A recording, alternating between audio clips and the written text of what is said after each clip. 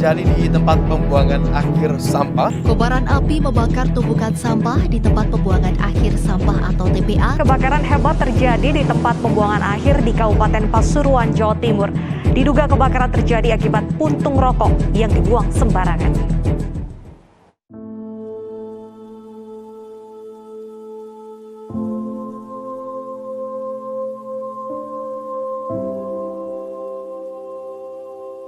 Tempat pengelolaan akhir yang berada di Desa Kenep, tepatnya di Dusun Kenep Gunungan, Kecamatan Beji, Kabupaten Pasuruan, yang beroperasi secara resmi pada tahun 1990. Berada tepat di sebelah jalan tol Gempol, Pasuruan berdiri di atas lahan seluas 3 hektar di antara Dusun Kenep Gunungan dan Desa Sidowayah. Di sini pengepul plastik saya dulu. Ya sudah lama ke sini berdiri itu ke tahun 88 salah itu. Kalau bukan ini 87-an. Oh di pabrik kerupuk. Saya tukang cetak kerupuk dulu di Sidoarjo. Sekarang sudah nggak kuat di pabrik lagi. Jadi ya milah-milah plastik ini, kulak plastik nanti habis dipilah-pilah nanti dikirim ke pabrik gitu. Bau tak sedap menjadi makanan sehari-hari oleh masyarakat sekitar selama 30 tahun lamanya. Bau menyengat tak sedap ketika musim hujan sudah pasti melekat di Dusun Kenep Gunungan ini. Gagal panen kerap dirasakan oleh desa tetangga karena air hujan yang mengalir dari gunungan sampah memasuki area persawahan. TPA itu memangnya pro kontra, ada yang suka, ada yang nggak suka terkait dengan TPA. Ya kalau boleh dibilang ada untung, ada rugi. Untungnya bisa dijadikan mata pencarian warga, karena di situ dianggap sudah aset kerja. Tapi ada ruginya. Ruginya karena bau TPA itu memang sangat mengkhawatirkan di masa depan untuk anak-anak cucu kita. Nah, pro dan kontranya tuh gini. Jadi tadi kalau saat ada kebakaran yang jelas itu sampah akan terbakar, otomatis asap-asap itu sudah berbaur kemana-mana. Jadi ya dampak-dampak termasuk penyakit-penyakit ispa itu juga memang dampak dari situ. Yang jelas sih soal pencemaran, yang jelas ada pencemaran karena sampah. Karena kalau air lindi itu nggak dibuang ke bak-bak lindinya, yang jelas itu melubernya ke tanah orang. Yang jelas itu dampaknya orang bisa gagal panen. Pada saat itu sudah ada yang demo ya terkait dengan sawah berapa pemilik itu yang gagal panen. Jadi DLH sendiri ya oke. Bahkan kita sini datang ke sana, yang gagal panen diukur dari panen setahun itu berapa per orang itu. Jadi diganti rugi dengan uang. Kalau air kemana enggak? Kan di sini kan dalam. Sumbernya itu dalam sekali. Kalau yang dari sungai itu tercemar. Kalau dari sumber kebanyakan jernih sini, kan dalam sekali. Di sini nggak ada dari sumber, dari sungai pasti tercemar ya, terdampak dari sawah banyak penyakit ya, gagal panen ya itu. Kalau nggak ada pengerukan itu baunya dari sana, dari masjid. Kalau nggak ada pengerukan, kalau pengerukan semua di sini, terus desa-desa lain bau.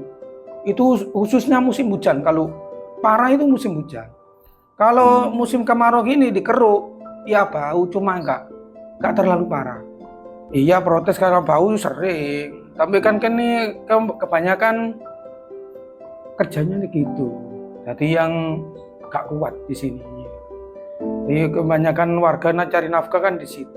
Jadi ya menyerah lah.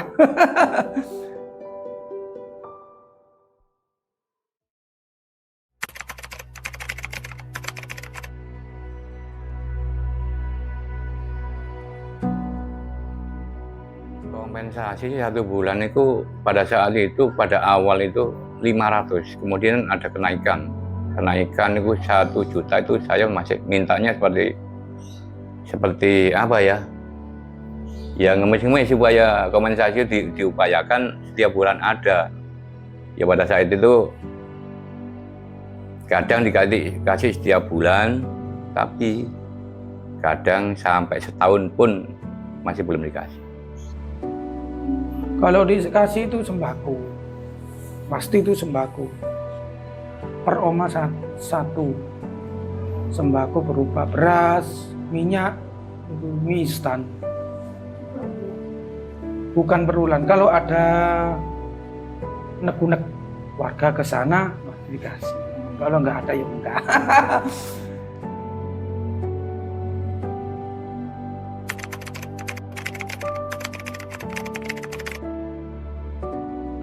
Kalau tiap hari armadanya kurang lebih 26 armada ya. Itu armada yang dari daerah. Tapi yang belum yang armada dari luar, termasuk mobil pickup, armada termasuk yang lain, ada lagi armada yang besar itu ada. Itu yang dari daerah itu 26 jumlahnya. Itu mobil dinas itu memang. Ya per muat itu kurang lebih 1 ton. Jadi tinggal kita mengalihkan satu armada kembali 2 kali atau 3 kali. 1 ton 3 kali berarti kan 3 ton per armada. Itu tinggal mengalihkan saja. Kalau pengelolaan sih ya memang sampah itu ya seperti itu ya. Sebenarnya sampah itu tanggung jawab kita bersama. Akan tetapi dengan pengelolaan dengan cara seperti itu saya rasa kurang maksimal. Ya di situ ada mesin penggiling, ada mesin untuk daur ulang. Akan tetapi mungkin cara penggunaannya kurang maksimal mungkin. Jadi sampah nggak bisa dibawa keluar hasilnya seperti itu. Ada yang dijadikan pupuk ya waktu itu ya, pupuk, tapi mungkin labelnya kemasannya kurang bagus, mungkin kurang diminati oleh pelanggan terkait dengan menupuknya karena sudah overload. Ya harapan saya sendiri ya nggak boleh sampai over seperti itu. Seharusnya pemerintahan yang termasuk dinas terkait, termasuk orang-orang DLH, termasuk harusnya memikir sebelum jauh hari, kurang 2 tahun paling tidak sudah memikir, harusnya sudah pindah, sudah punya tempat baru. Pada saat itu sampai sampah menumpuk, menggunung seperti itu, overload, ya akhirnya warga sendiri ya sudah ditutup itu.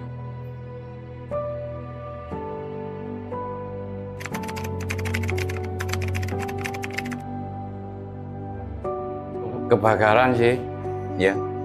Bukan mulai 2001, hampir setiap tahun kan ada terjadi kebakaran kalau musim kemarau. Karena itu namanya sampah. Kadang orang buat puntung rokok itu sembarangan, saya juga. Kadang dari jalan tol itu juga bisa. Jadi melebarnya ke sampah.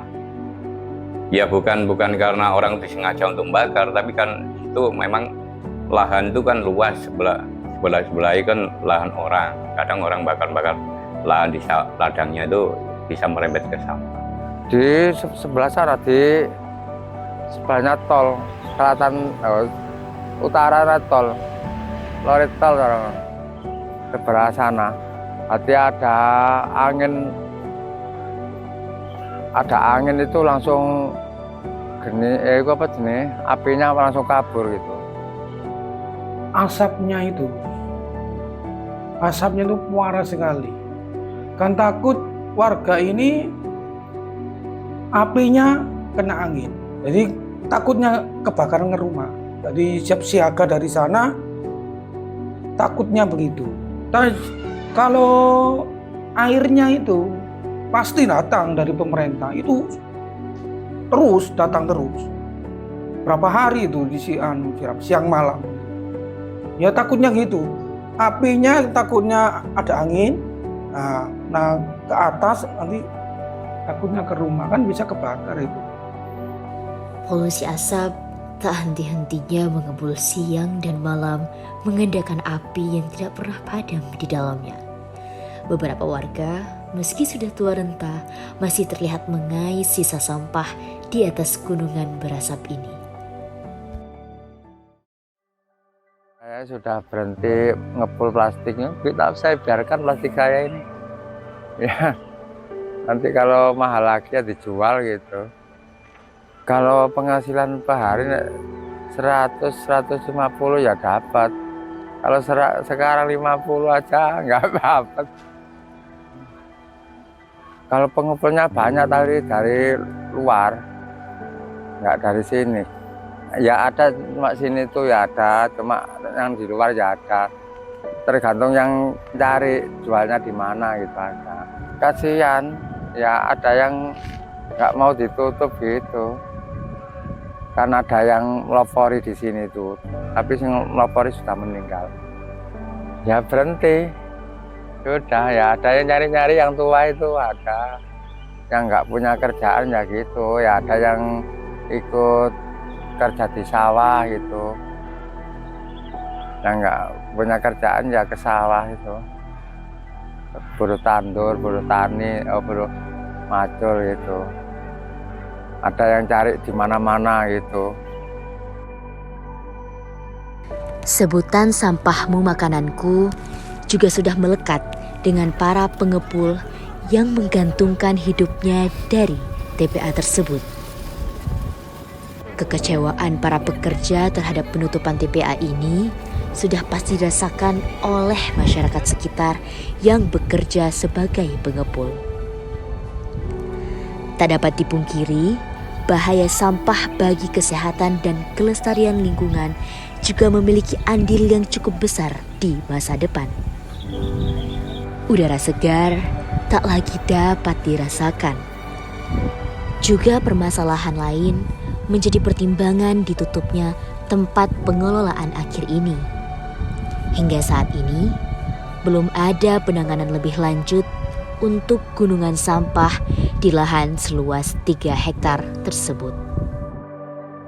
Mengalami kebakaran hebat pada tahun 2021 silam, kini tempat pengelolaan akhir yang semula berpusat di Dusun Kedap Gunungan dialokasikan ke tempat pembuangan akhir Wonokerto, Kecamatan Sukorejo, Kabupaten Pasuruan yang berdiri di lahan seluas kurang dari 5 hektar dengan berbagai perbaikan pada sistem pengelolaannya.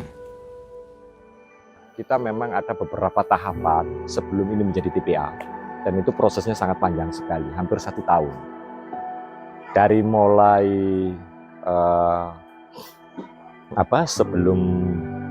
sebelum dijadikan atau dibebaskan lahan untuk dijadikan TPA, ada melalui prosedur koordinasi dengan pemerintah desa, kecamatan, kemudian kita juga ada FGD, ada juga namanya sosialisasi, kemudian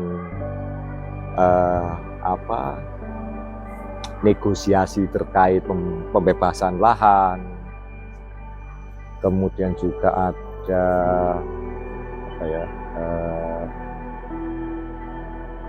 ganti rugi tanah ke warga yang dimiliki. Ya, seperti itu prosesnya. Sangat panjang sekali. Di sini kita masih menggunakan sistem open dumping. Ya. Jadi ya seperti yang saat ini Mbak di sini posisinya orang mampu. Ya, tidak seperti TPA yang lain aromanya. Karena di sini juga ada sistem uruk, Mbak, lapis. Jadi contoh sederhana lahan kosong, kita juga ada pasir, ada sertu, kerikil, dan juga ada bahan bekas kopi, mungkin gitu ya, bekas kopi yang untuk mencegah bau. Nah, baru diisi dengan residu sampah. Setelah sudah penuh, dilapisi lagi, dan seterusnya, seperti itu. Nah, ini untuk mencegah daripada kayak lalat ataupun bau. Ya. Dan alhamdulillah teknik seperti itu efektif di sini. Ada pemerintah program namanya Yuk Salima, Yuk Kelola Sampah Menjadi Berkah.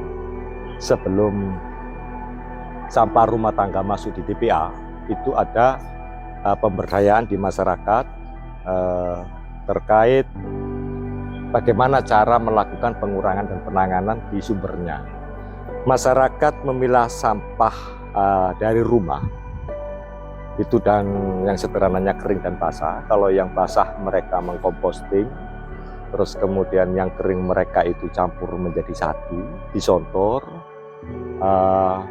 dan kemudian pengelolaan TPS 3R di skala desa itu yang mengambil daripada sampah organiknya atau sampah kering, tapi secara sudah terpilah. Kemudian untuk melakukan yang edukasi pemilahan itu ada bank sampah, kemudian untuk yang penanganan dan pemanfaatan itu adalah KSN. Terus kemudian yang melakukan upaya daripada bisnis atau take over-nya yaitu BUMDes-nya, sehingga sampah terkelola di desa. Kemudian setelah di TPS 3R yang sudah disorter, dipilah dan segala macam, residunya baru dibawa ke TPA. Contoh sederhana ya, dari desa A misalnya, dia dalam 1 hari itu ketika tidak dikelola mampu memproduksi sampah terkumpul 6 ton misalnya dalam 1 hari. Akan tetapi ketika peran serta masyarakat ini dilibatkan untuk melakukan pemilahan, maka 6 ton itu bisa berkurang hampir 70%. Sehingga dari 6 ton, sisa 3 ton. Kalau misalkan secara satu desa efektif dalam pemilahan, maka residu itu cuma kecil sekali. Karena komposisi sampah kami di Kabupaten Pasuruan itu 70% itu organik, 20% anorganik, 10% itu sampah yang tidak bisa dikelola. Karena di tahun 2023 ini DLH itu berupaya untuk memaksimalkan TPA yang ada untuk memperpanjang umur daripada TPA. Maka program pendampingan di masing-masing desa itu dan 24 kecamatan itu sudah dilakukan. Harapan kami ya mewakili pemerintah daerah, TPA di sini itu yang diproyeksi semula 10 tahun bisa menjadi 20 tahun ke depan. Harapan kami dengan adanya program Yuk Salima ini.